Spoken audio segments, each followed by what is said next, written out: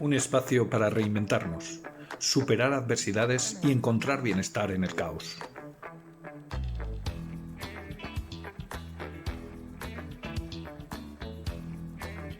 Porque cada obstáculo es una oportunidad para crecer. Bienvenidos, bienvenidas, buenos días, tardes y noches a este programa Dale la vuelta a la tortilla, a tu programa. Una semana más estamos aquí para analizar cómo podemos invertir las circunstancias o producir un cambio en una situación. Un cambio total en una situación, lo que no quiere decir un total cambio en todas las situaciones. Este programa, patrocinado por Liderarte y con la idea original de Ignacio Bonassa, es un programa donde vamos a intercambiar experiencias vitales, experiencias inspiradoras. Puedes estar en el coche, puedes estar paseando el perro. Aprovecha este tiempo para dedicártelo a ti y piensa en cómo formarte, automotivarte, desarrollarte, favoreciendo cómo puede ser la reinvención. Darle la vuelta a la tortilla para transformar esas dificultades que tenemos en el día a día en aprendizajes y crecimiento. Y hoy, víspera de un largo puente, ¿te has preguntado qué aspecto de tu vida necesita que le des la vuelta a la tortilla? Yo me lo pregunto cada mañana. Yo me lo pregunto cada mañana. Hola, buenos días y buenas tardes. Buenas noches no, porque entonces me duermo. Necesito estar al día. ¿Qué tal? Bueno, podemos plantearnos que al ser víspera de un puente, podemos relajarnos y disfrutar de la familia, de los amigos y vaciar nuestra mente, que es un muy buen ejercicio, si es que es posible, para luego dedicarnos a pensar en qué queremos cambiar y darle la vuelta a la tortilla y luego en cómo. Sabéis que aquí estamos buscando cómo podemos hacerlo, con lo cual trabajamos problemáticas. Nuestra invitada de hoy es Lian Díaz, bienvenida. Gracias. Y estamos acompañados hoy por Fernando Berceval, ya sabéis, nuestro provocador creativo poliédrico, y Sandra Díaz Leonardo, nuestra psicóloga y consultora de recursos humanos. Mi nombre es Maitena Cerbajean y espero que disfrutemos todos. Esta semana tocaba comentaros qué ha elegido nuestra ganadora del premio del mes pasado, del mes de marzo, que es Vania Tancheva, y de los 4 premios que había sobre la mesa, ella ha elegido venir al programa, con lo cual próximamente la tendremos entre nosotros. Algo le atrae de estar aquí presente en esta locura de la que hablaremos más tarde.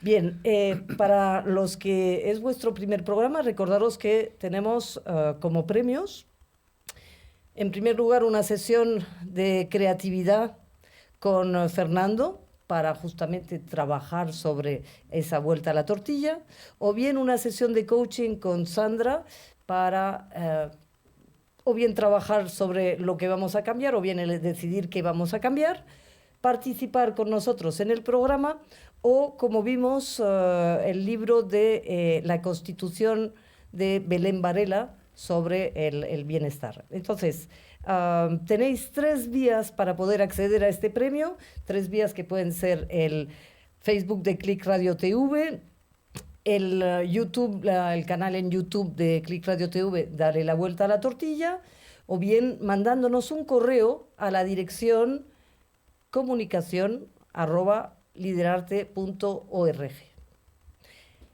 Bien, empezamos. Vamos a presentar a Lilian.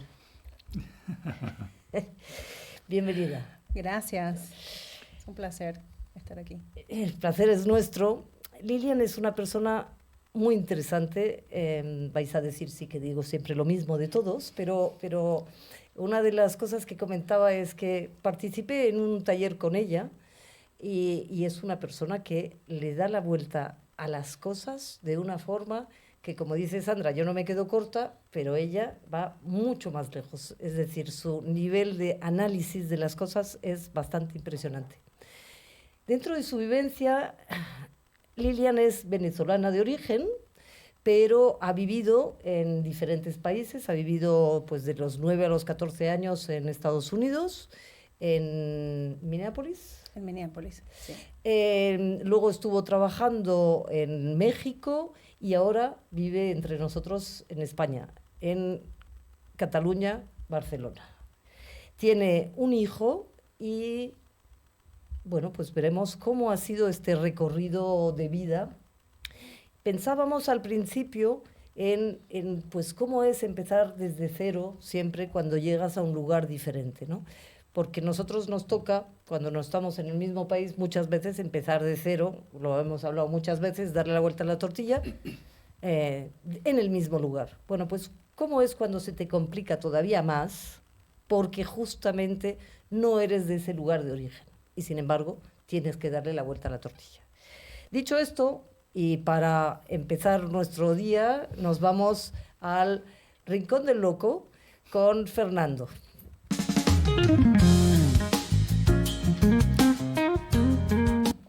Pues buenos días, buenas tardes, buenas noches desde el Rincón del Loco, ese rincón que ya sabéis, si alguna vez os han tratado de loco por ser excesivamente creativos, este es vuestro rincón.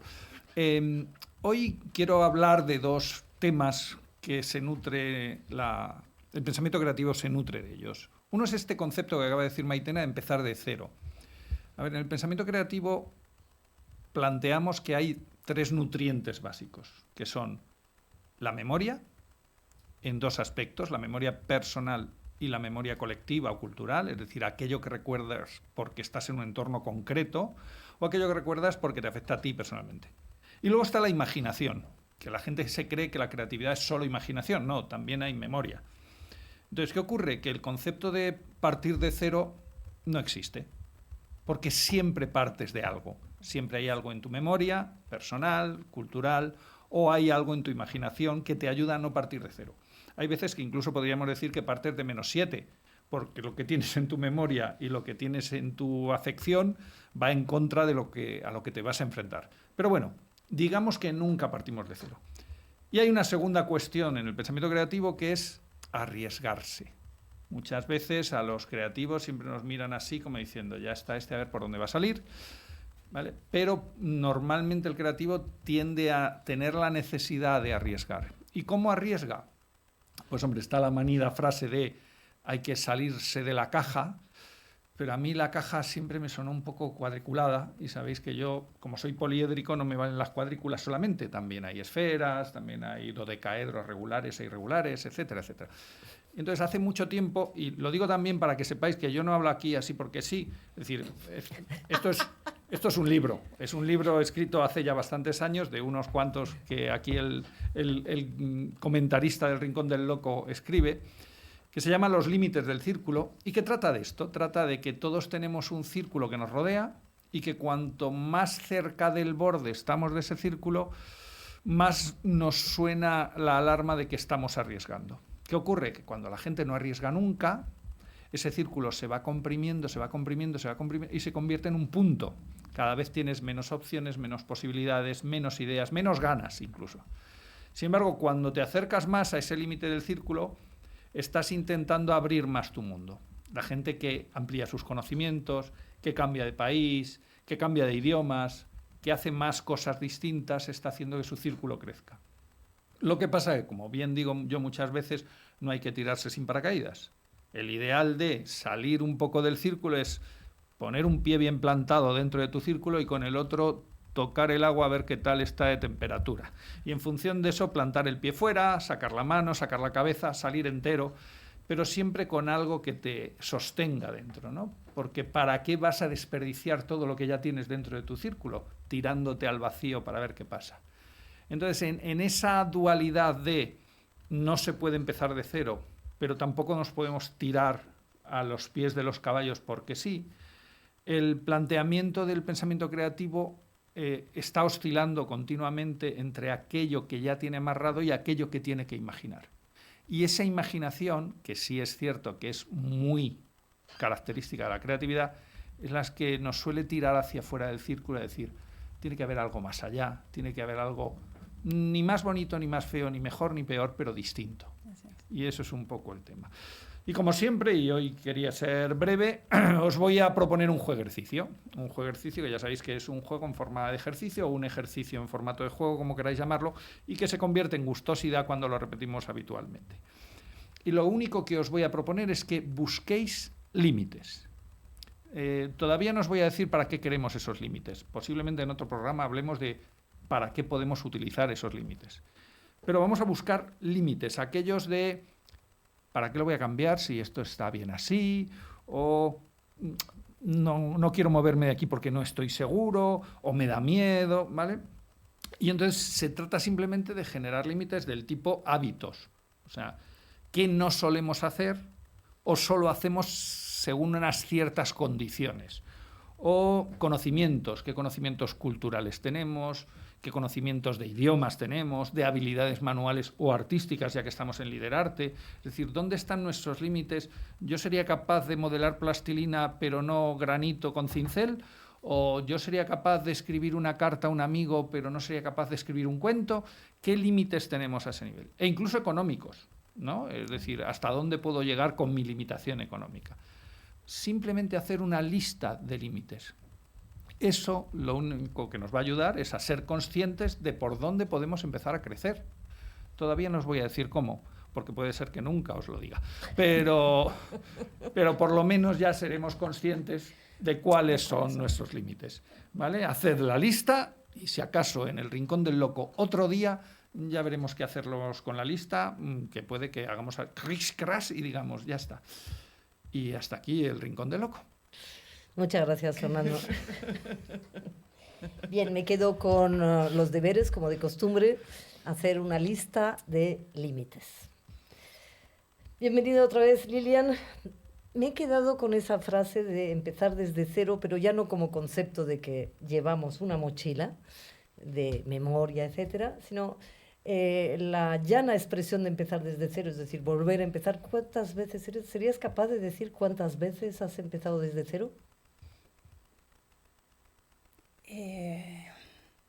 Sí, he empezado desde cero muchas veces. He empezado desde cero en trabajos, me he cambiado mucho de trabajo y de alguna manera comienzas desde cero porque tienes que hacerte un nombre, generar un impacto, lograr resultados. Entonces, hasta que no tengas ese grado de confiabilidad o de credibilidad, estás siempre a prueba.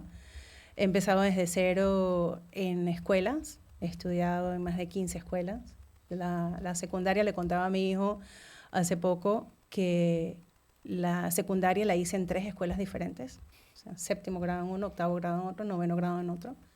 Entonces sí, me ha tocado pues dejar amigos atrás, volver a conocer gente. Yo soy una persona introvertida, o sea que me cuesta un montón esto de conectar y contar la historia de dónde vienes tú y por qué solamente comenzaste este año acá. Entonces bueno, sí, es como repetir la historia varias veces. He empezado desde cero en países, en ciudades. Sí, porque has estado viviendo en Venezuela, sí, en México y en Estados Unidos y ahora en España. En España. Entonces, sí. Y en este sentido, ya que no empezamos desde cero, ¿cuáles son los aprendizajes que has tenido que han hecho que tu mochila, por muy introvertida que seas, haya hecho que lo que para ti es algo normal, porque cuando cambias 15 veces, digo yo que a la 14 vez ya te sabes cuál va a ser la historia, ¿cuál es eso que tienes en la mochila que te ayuda a moverte con máxima resiliencia? Bueno, fue muy curioso que Fernando dijera eso porque para mí el gran aprendizaje de toda la movilidad que he tenido en mi vida fue, y me enteré, y lo reconocí un poco tarde, ¿eh? O sea, me hubiese ido mucho mejor si lo hubiese reconocido antes, era que yo siempre decía estoy comenzando desde cero. Y otra vez empezar desde cero, y otra vez, y no estaba empezando desde cero, pero ese resignificado, ese reencuadre, no lo hice hasta que me vine a España.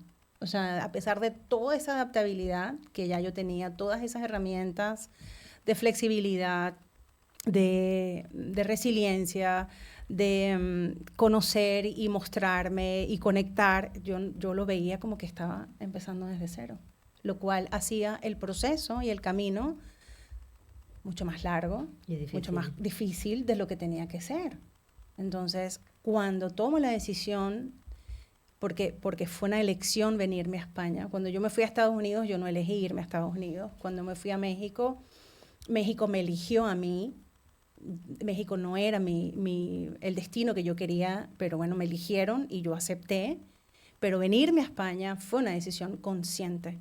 Tenía otras opciones y decidí venirme para acá. Allí fue donde dije, no, estoy comenzando desde cero. Pero imagínate todo lo que ya había transitado con mucha más dificultad de lo que era necesario. Entonces, ¿cuáles han sido esas herramientas? Pues justamente darse el permiso para vivir el proceso, no como con un fin en la mente, sino disfrutar el camino y transitar el camino, porque allí es donde está el aprendizaje. Allí es donde realmente desarrollas la resiliencia, no cuando llegas al destino final, porque nunca llegamos. Al final es un camino que siempre se va prolongando o hay bifurcaciones. Entonces, para mí, darme cuenta de eso, que el aprendizaje está en el proceso y está en el camino y no en el destino, ha sido lo más esencial. ¿Te ayuda el hecho de reconocer en cada cambio elementos que ya tuviste en el anterior? Es decir, de repente tú vas de Venezuela a Estados Unidos y seguro que en Estados Unidos reconociste elementos que ya tenías en Venezuela. Y te vas a México, que vienes de Estados Unidos, y seguro que hay elementos que dices, anda, esto me recuerda a, o esto ya lo tenía en, o nunca me habría imaginado que esto era igual que aquello. Supongo que tendrías anclajes de ese tipo, ¿no? Totalmente, pero uno de los elementos que también ha sido crucial para mí ha sido vivir el proceso con conciencia. No desde el piloto automático de la sobrevivencia, me tengo que adaptar y ahora tengo que aprender esto y tengo que aprender aquello, y la ruta y los trenes o sea, todo el sistema de vida, que es muy diferente definitivamente, o sea, entre México, Venezuela, que es un país pequeñito, Estados Unidos y ahora España, son realidades diferentes. Entonces, como lo vivía desde la sobrevivencia, no generaba esta conciencia. Entonces, ha sido aquí donde yo realmente he podido conectar los puntos desde el pasado, y fue muy curioso porque justamente esto surgió en una conversación con mi hijo, que me decía que era muy difícil adaptarse, que él sentía que ya no podía más, que estaba el tema del idioma, la universidad, y yo le decía, pero fíjate todo lo que tú has hecho en apenas 23 años. Y entonces, conectando esos puntos para él, fue que finalmente algo hizo clic en mi cerebro y yo los pude conectar. Entonces, sí. Yo me quedo con esa parte que dijiste de cuando llegas a un nuevo trabajo, pues sabes que tienes que empezar por generar credibilidad. Y dentro de eso hacer como una lista de cuáles son los pasos que vas a tener que pasar para realmente estar relajado y poder decir, bueno, esto es lo que va a pasar, con lo cual ya puedo ir trabajándolo, ¿no? ¿Qué te parece si nos vamos a ver qué nos cuenta nuestra amiga Susana, que hoy no ha podido estar, ¿vale? Pero en general no sabemos cómo, pero toca muchas de las cosas que ya se mencionan en la primera parte. Pues empezamos con... Empezamos con su viaje circular.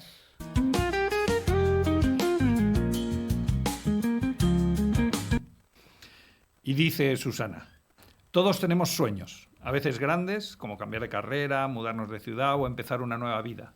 A veces pequeños, como hablar con alguien, decir no o simplemente mostrarnos tal y como somos. Pero hay algo que muchas veces se interpone entre nosotros y ese deseo profundo. Es la cobardía. Sí, esa palabra que a nadie le gusta mencionar, pero que en silencio nos detiene. La cobardía, en el fondo, no es maldad, no es debilidad, es miedo, sin dirección. Es esa vocecita que te dice que es mejor lo conocido, aunque duela, que lo nuevo que no puedes controlar. Y el problema no es tener miedo, el miedo es humano y muchas veces necesario. El problema es quedarnos ahí, congeladas, mirando desde lejos la vida que deseamos vivir sin atrevernos a dar ese paso. La cobardía es un obstáculo, uno que se disfraza con mucha habilidad.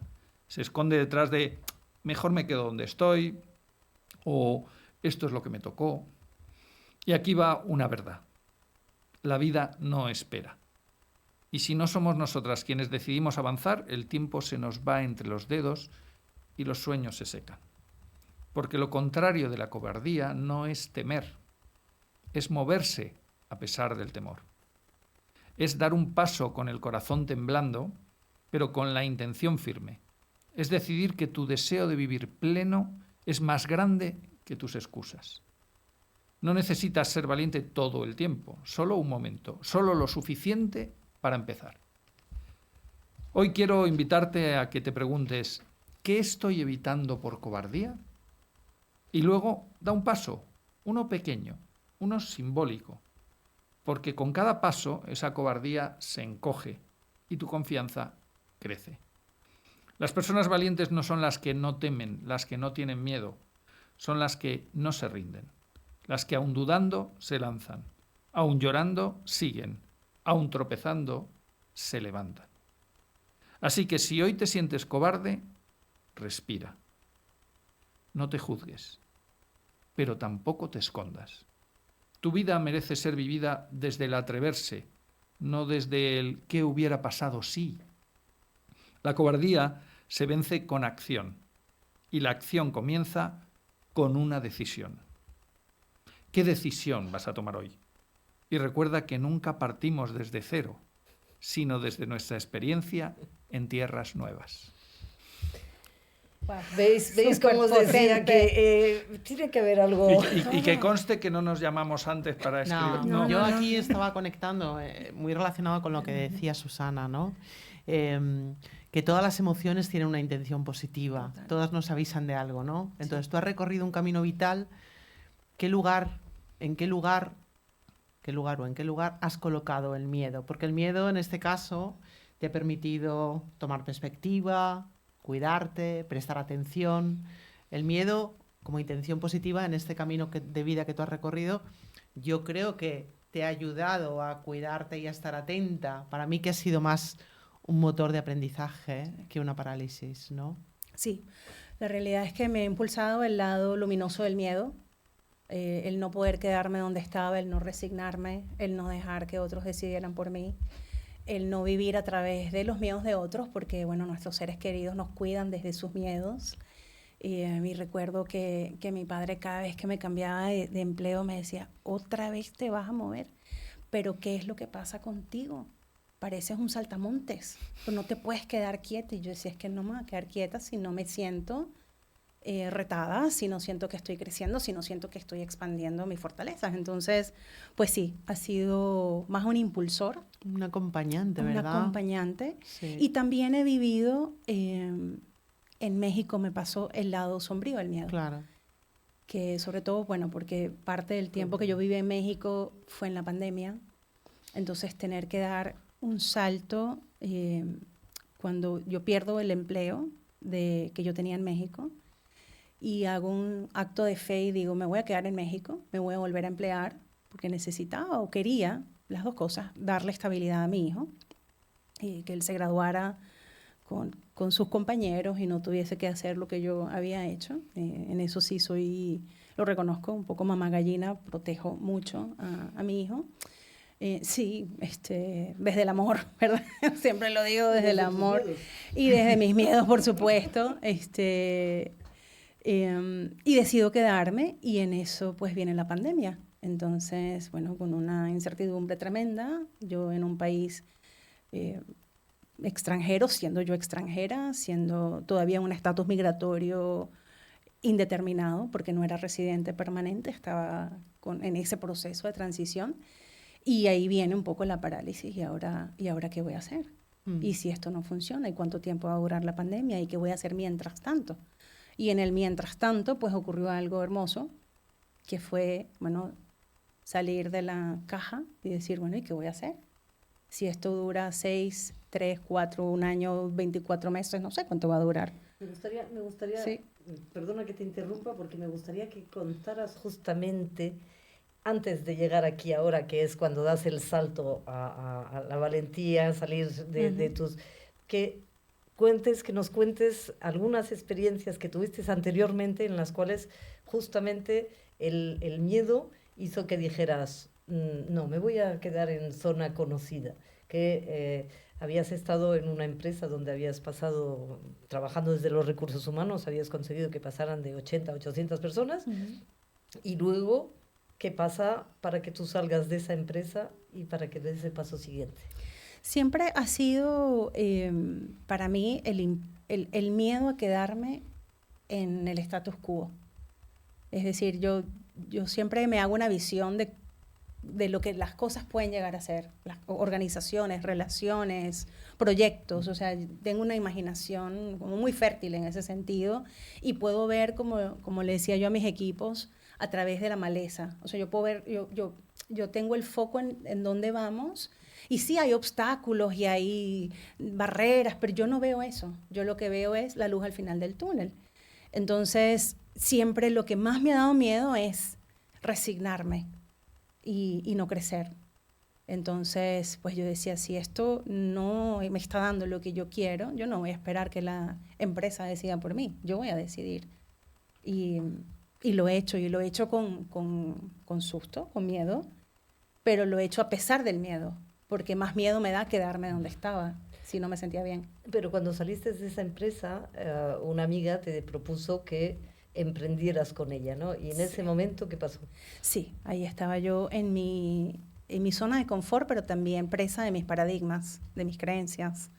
Porque mis padres, siempre vivieron por un empleo de por vida, un empleo que te diera una jubilación, que te diera una estabilidad.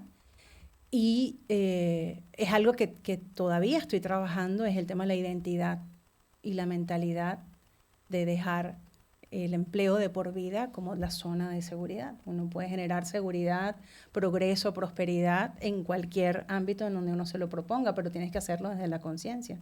Y esas dos invitaciones a ser emprendedora sencillamente no iban con mi chip del momento. Eso estaba inconscientemente allí anidado, a pesar de que yo desafiaba a mi padre cada vez que me decía, ¿te vas a volver a cambiar? Yo cada 3, 4 años me cambiaba de trabajo.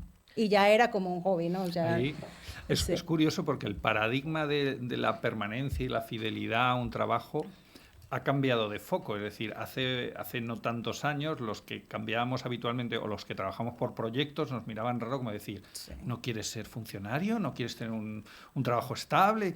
Y tú te dedicabas a pico pollo, ¿no? A picar un poco de todos lados porque te manifiestas mejor en todo lo que sabes hacer y además si sabes hacer más cosas que una, te apetece probarlas todas.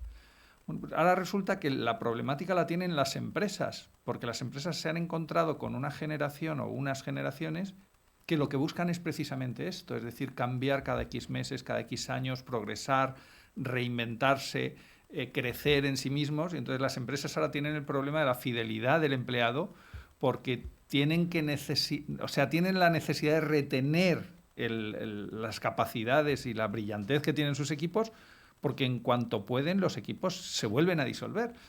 Entonces, no sé dónde está lo positivo.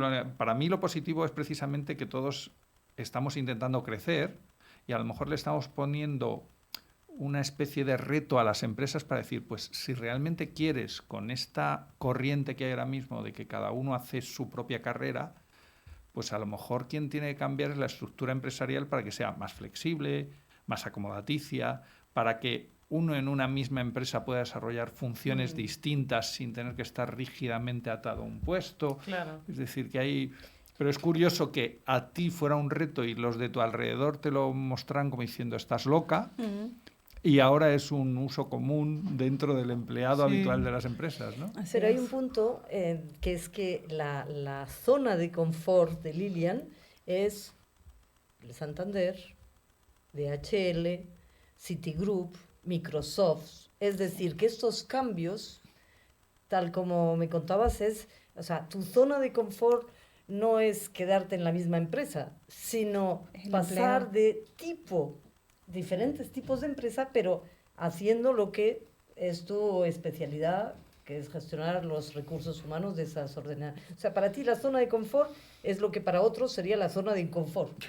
Sí, porque yo creo que en este caso lo más importante es esa esencia que ella sabe aportar independientemente del sector y del tamaño de la empresa, ¿no? Yo creo que el continente, esa cultura empresarial, tú lo das valor con el contenido, ¿no? Que es cuidar a las personas, sea cual sea el sector, que yo creo que es algo que a veces se les olvida, ¿no? A los responsables de personas, no ya de recursos humanos, sino de personas en general, ¿no? Sino que esto que a ti te ancla como valioso, que es cuidar a las personas, al final no es tan disconfortable, valga la horrible palabra, lo hagas donde lo hagas, ¿no?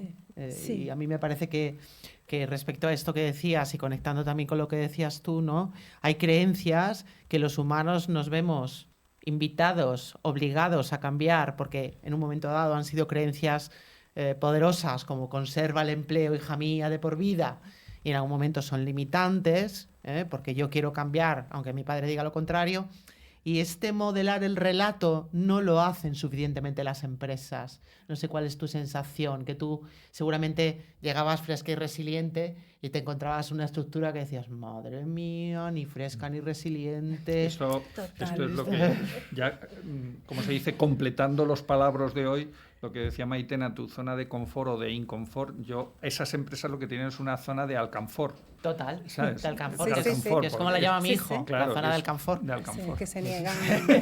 Claro, somos la gran empresa, pero tú, con tu mentalidad resiliente, seguramente te habrás encontrado también en las grandes empresas diciendo, no les vendría mal un barridito, ¿no? Un poco de A ver, plumero. cuéntanos, porque claro, desde los recursos humanos, parte de tu trabajo es conseguir gestionar esto, ¿no? Sí, sí. Y eso que pasa por trabajar con otros, que son el comité de dirección, y cambiar el mindset. Totalmente. Quiero comenzar haciendo el disclosure, ¿verdad? De que sí, mi zona de confort era el mundo empresarial. Aunque yo lo cambiara, era mi zona de confort, era donde yo lo conocía. Además, el mundo empresarial corporativo, porque tuve algunos experimentos, como le contaba Maitena, en una empresa que era una startup, donde la llevé de 80 a 800, pero fue un experimento en el que llegó un momento que no me sentí cómoda porque los códigos, pues no eran los códigos que yo manejaba. Entonces, no era una empresa pública, era una empresa de un dueño, y al final el dueño, pues, me lo hizo entender con muy pocas palabras de que no importaba el tamaño de la corporación que habíamos creado, esa seguía siendo su empresa y a él iba a hacer lo que él quería, lo que él quisiera. Entonces, dije, bueno, esto desde mi zona de confort no me siento confortable y me voy a regresar a lo que conozco. Y eso que dice Fernando es muy cierto, de cómo los paradigmas empresariales tienen que cambiar, pero no han cambiado, y no se dieron cuenta de que los contratos psicológicos ya desde finales del siglo pasado estaban rotos. O sea, ya estos empleos de por vida donde la gente incluso buscaba trabajar en las empresas donde habían trabajado sus padres o sus abuelos, porque era una tradición familiar, era un legado, etcétera. Esto se rompió, y hay organizaciones que siguen pensando, primero, que están en un mundo donde hay competencia restringida, y la realidad es que hay una competencia ilimitada, donde los esquemas de trabajo se han flexibilizado, aunque ellos no se quieran flexibilizar, y la gente ahora puede trabajar con un computador, con un ordenador desde cualquier parte del mundo, y no están viendo las nuevas generaciones. Lo que yo más valoro de la incorporación de los millennials al mundo de trabajo fue que me enseñaron su forma de ver la vida y su forma de valorar la vida, porque yo era workahólica, yo era trabajajólica, yo vivía para trabajar y ellos trabajan para vivir. Entonces, entender ese concepto, cuando mi equipo me decía, Chief, nos vemos mañana, y yo, pero si son las 5 de la tarde, ¿para dónde va esta persona? Y a mí todavía me quedan 4 horas, o sea, yo trabajaba 12 horas diarias. No, es que yo estudio, no sé, hago deporte, voy a la iglesia, me veo con mi pareja, o sea, yo tengo una vida fuera de esto, y yo no entendía eso.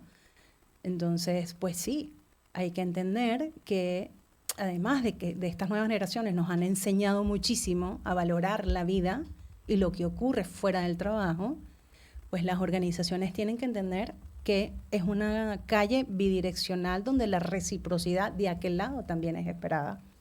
Y ya no hay este desbalance de poder. Claro. Porque sí, en algunos lugares hay desempleo, hay dificultades económicas, etcétera, que la gente se aguanta muchas cosas porque no quiere perder su empleo. Pero hay personas en otros lugares del mundo que están ejerciendo su libertad y diciendo, mira, mi salud mental, mi bienestar personal vale más que este empleo. Es magnífico oír esta frase que has dicho, hay que ver lo que los millennials nos enseñan a valorar la vida. Cuando tú miras cualquier equipo, chat de recursos humanos y oyes sistemáticamente la frase de ¿cómo hacemos para retenerlos? No están comprometidos, cuando realmente están comprometidos con lo que más importa en la vida. Es un modelo no solamente de cambio empresarial, sino de cambio de sociedad. Y eso conlleva que el tema de darle la vuelta a la tortilla, a lo mejor lo tenemos que incorporar los que somos por encima de los millennials, es decir, los boomers, más que ellos, Sí. pero es un elemento a aprender. Entonces tú estabas en tu zona de confort y llega un momento en el cual, bueno, pues tienes que cambiar esta vez, tienes que darle la vuelta a la tortilla. ¿Por qué tu último cambio? ¿A qué se debe? Mi último cambio realmente ocurrió en México. México, aunque desde una perspectiva no fue una experiencia exitosa para mí a nivel laboral, fue una experiencia muy exitosa a nivel de transformación personal, porque allí, justamente cuando ocurrió esa desfragmentación de mi vida como yo la conocía, ¿verdad? Esta ciudadana corporativa que vivía para trabajar, que priorizaba el trabajo por encima de todo y comienzan a ocurrir quiebres. Ahí fue donde se generó una transformación profunda. Empezando por quiebres de salud. Quiebres de salud importantes. Tenía burnout también, o sea, un nivel de fatiga crónica, donde ya tenía insomnio, tenía un sobrepeso tremendo, problemas digestivos porque no comía, o comía a deshoras, o comía trabajando. O sea, esto tú sabes de las culturas corporativas, de los almuerzos, trabajo, etcétera, etcétera. Entonces, fue donde yo pude mirar de cerca, bueno, cuál es, en este acto de malabarismo que estoy haciendo, cuáles son las pelotas que tengo y cuáles son las pelotas que no puedo permitir que se me quiebren. Y pues la verdad es que se me cayeron todas al piso. Se me cayó la salud, se me cayó la relación con mi pareja, se me cayó la relación con mi hijo, se cayó el trabajo. Y se dice que el trabajo es una pelota de goma que rebota, pero el trabajo tampoco rebotó. Entonces ahí fue donde yo tuve que decir... ¿Y qué cosas te dijeron cuando dijiste esto no rebota? Uh-huh. ¿Qué cosas te comentaron para decirte no, tú ya estás fuera de juego? Sí, uno de los elementos fue entender que para ese mercado yo era una persona ya en edad de jubilación, con 49 años. Me decían que yo estaba en mis años dorados y que pensara en mi retiro, y yo, bueno, es que no me veía retirándome. El mundo siempre haciendo regalos de amor. Sí, totalmente. Sí. Y yo decía, eso no te conviene. Retírese. ¿cómo que los años dorados? Es que aunque yo me pudiese retirar... Te lo digo por tu bien, retírate ya. Claro. No, y yo después lo decía jocosamente, Maitena, yo le decía a mis amigas, es que yo le digo, esta es la venganza de los millennials, porque los millennials no les daban trabajo porque eran muy jóvenes y no tenían experiencia, ¿verdad? Los generación X y los boomers, yo siempre les di oportunidades a todos, pero yo decía, esto es la venganza de los millennials, y ahora me están diciendo que soy una vieja, o grande, como dicen en México. No, es que estás muy grande para este empleo. Y yo, bueno, ¿qué? En Venezuela dirían que estás viejo, y yo dije, bueno, y ahora... bueno, yo no me sentía así, y tengo mucho que aportar, y continuar sembrando semillas para un mejor futuro, una mejor sociedad, una mejor humanidad. Y yo dije, pues no, o sea, aquí voy a encontrar mi mientras tanto, y mi mientras tanto fue, en plena pandemia, comenzar a hacer coaching, comenzar a acompañar a personas, inventar el formato de entrenamiento virtual, porque todo lo que hacíamos era presencial. Entonces, bueno, esto de romper el paradigma, mis maestros de coaching me dijeron, jamás hagas una sesión de coaching online. Y yo así dentro de mí, perdón, maestro, yo así a mis maestros de coaching, yo decía, perdón, pero es que esta es la única forma de hacerlo, y nunca vas a generar impacto en una sala virtual de aprendizaje. Ay, esos nunca, cuánto daño hacen a la vida. Sí, es que no es lo mismo, y es verdad. O sea, definitivamente la formación presencial tiene un encanto muy potente, pero yo he generado ese impacto y esa conexión en el aula virtual. O sea, que también era un tema de cambiar el chip. Ujú. Cambiar Y el nunca paradigma. mejor dicho, en este caso, el chip. Total. Y el software. Y el software. Sí, yo lo digo así, le digo, ¿cuántas veces, hablando de software y de adaptabilidad y flexibilidad y agilidad, cuántas veces tu teléfono te pide al año que cambies, que actualices el sistema operativo? Sí. Entonces allí, bueno, 3, 4, tal, ¿cuántas veces se actualizan tus aplicaciones? A veces diariamente. Le digo, ¿cuándo fue la última vez que tú actualizaste tu software? Porque el hardware, bueno, ya está, y el hardware es muy potente. El cerebro humano es una de las creaciones más maravillosas, si no la más maravillosa. Pero si el software que tienes no está para ese computador, pues sencillamente es lo que vas a... Pues si te parece, vamos a escuchar después Sí. de esto la distinción del día con Sandra, que después de tanto software. Pues escuchando esta bonita reflexión, esta dura reflexión, para mí la distinción sería utilísima para la vida y para el trabajo, mentalidad de aprendiz frente a la mentalidad de rendimiento, ¿no? Porque estamos muy entrenados desde pequeños en conseguir resultados, qué resultados quiero obtener en este puesto, en esta posición. Ay, tengo un síndrome del impostor tremendo porque no estoy consiguiendo resultados.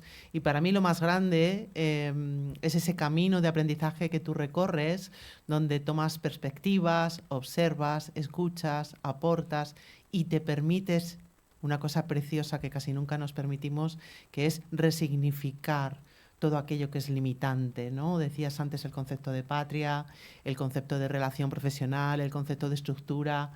Todos tenemos derecho y responsabilidad en resignificar cómo estamos mirando e interpretando lo que nos pasa. Todos tenemos derecho y responsabilidad en crear una nueva mirada, ¿no? Y eso se hace desde la mentalidad del aprendiz, desde la mentalidad de aprender de los errores, atreverse, ver ahí la piscinita con dificultades y decir, y me voy. Me ha gustado mucho lo de este cambio lo busqué yo, este cambio me llamó a mí.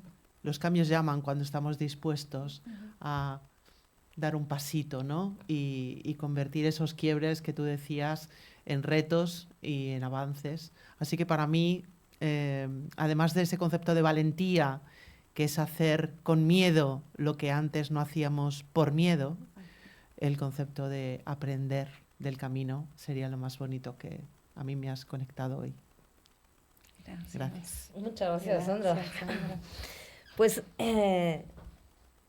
me gustaría, después de lo que has estado hablando, has comentado que, bueno, pues has ido aprendiendo y que la pregunta sería, ¿ya no eres workahólica? No. Anda, que si te dice que sí. Cerramos la emisora y nos vamos. No, Puedo porque ya te lo decir- había hecho antes. Bien. A ver, Puedo ¿cómo es? decir que ya esa es una prueba superada. De hecho,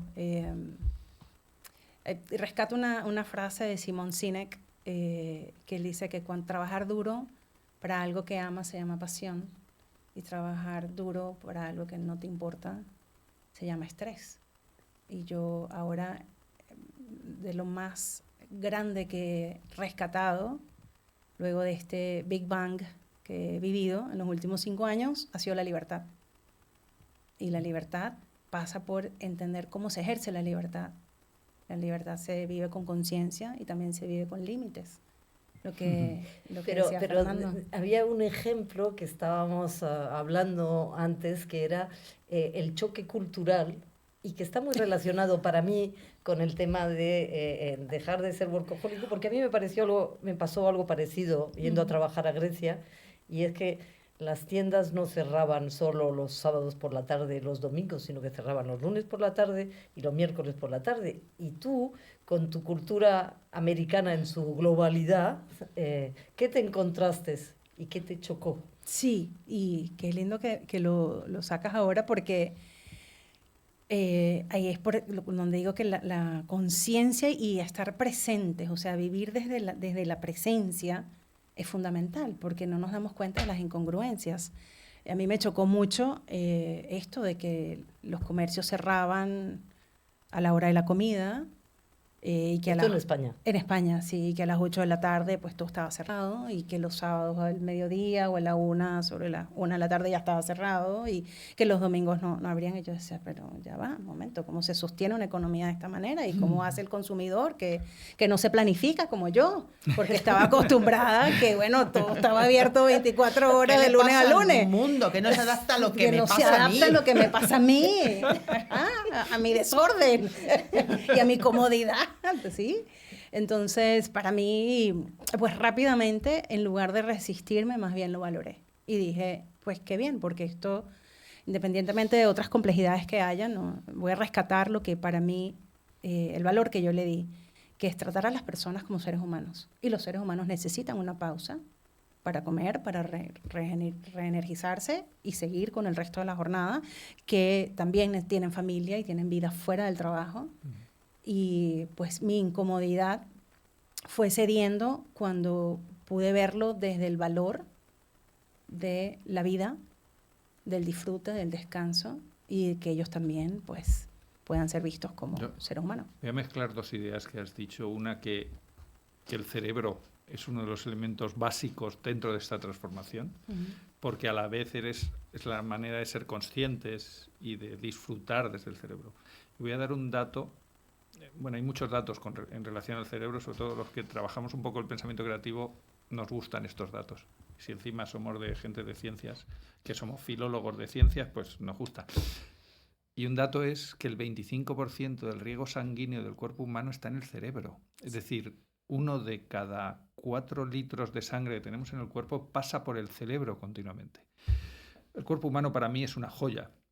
Si ha decidido regar tanto al cerebro, debe ser por algo. Digo yo, ¿no?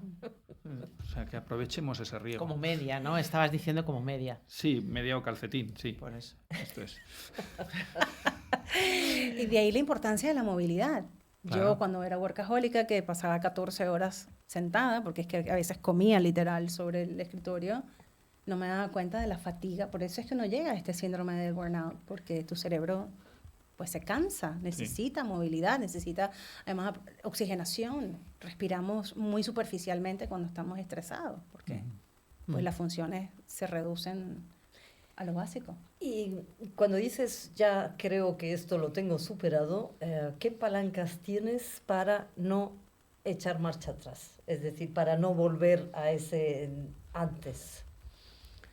Bueno, las palancas que tengo, en primer lugar, son los hábitos.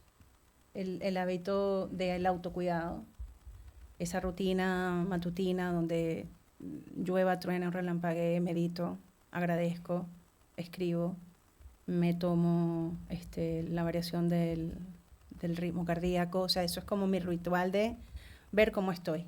Ese es mi dashboard, ¿okay? ¿Cómo estoy hoy? Registrar mis emociones, cómo amanezco, los sueños, o sea, eso. Y lo otro es... O sea, sería escucharte. Sí, escucharme. Observarme y escucharme. Y lo otro es no dejar de vivir los momentos importantes por la sobrevivencia. O sea, si mi hijo necesita una conversación conmigo, ya tengo el espacio reservado, y manejar la flexibilidad. Si tengo que trabajar un fin de semana porque estoy haciendo un proyecto, pues nada, en otro momento lo compenso. Pero son esos límites sanos, esas fronteras saludables. Bueno.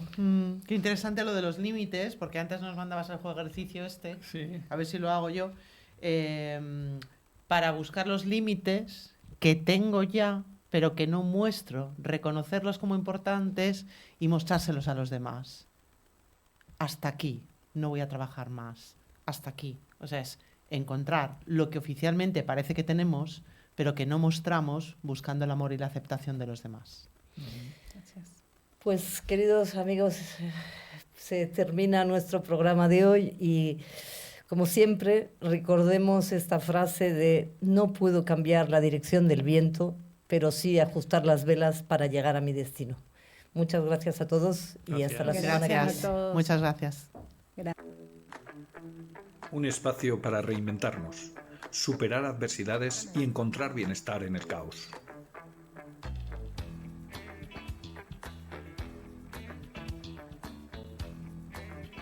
porque cada obstáculo es una oportunidad para crecer.